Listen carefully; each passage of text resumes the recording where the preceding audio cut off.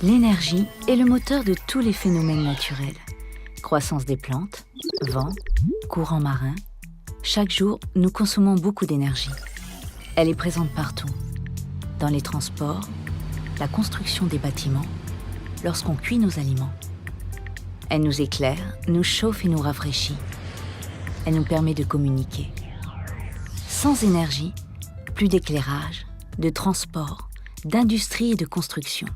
L'énergie est un produit précieux. Elle est le moteur de la civilisation.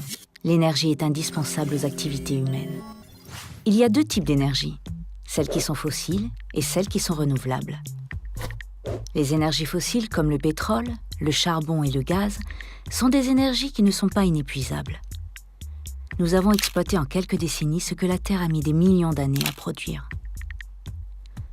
Cette consommation entraîne la dégradation de notre environnement par la pollution de l'air, des océans, de la terre et par la déforestation.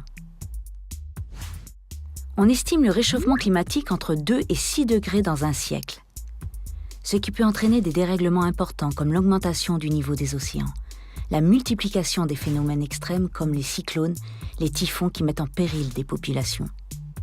Les pays du Pacifique seront les premiers concernés par la montée des eaux. Les énergies fossiles couvrent 80% de nos besoins.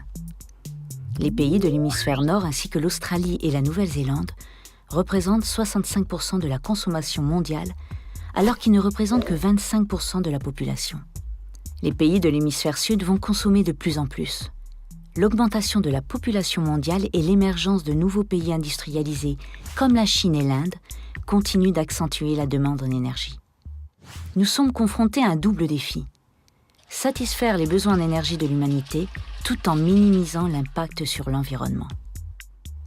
Nous étions 7 milliards d'individus en 2012 et nous serons vraisemblablement 9 milliards en 2050, soit une croissance de la population de 30%.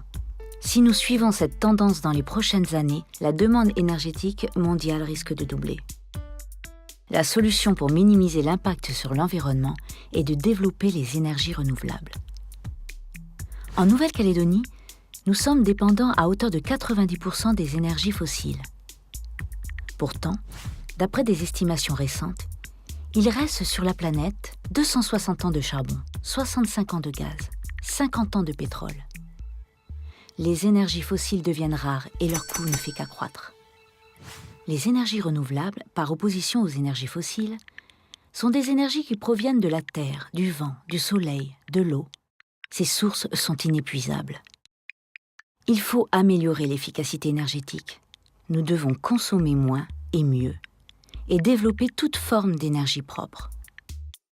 Le soleil, par exemple, est une source d'énergie extrêmement abondante car chaque jour, il émet sous forme de lumière l'équivalent de 27 ans de consommation électrique. Il faut environ 8 minutes pour que les rayons du soleil parviennent jusqu'à la Terre et nous offrent la vie, la chaleur et l'électricité. Il faut capter cette énergie transmise vers la Terre et transformer cette lumière en électricité. C'est l'énergie solaire photovoltaïque. Le Soleil est une usine à énergie qui brille depuis 4,5 milliards d'années. Des alternatives existent. Zoom sur Helios Bay, le barrage de Yaté et les éoliennes de Prony.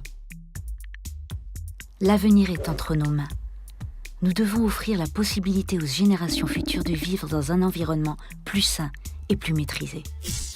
C'est le développement durable et nous sommes tous responsables.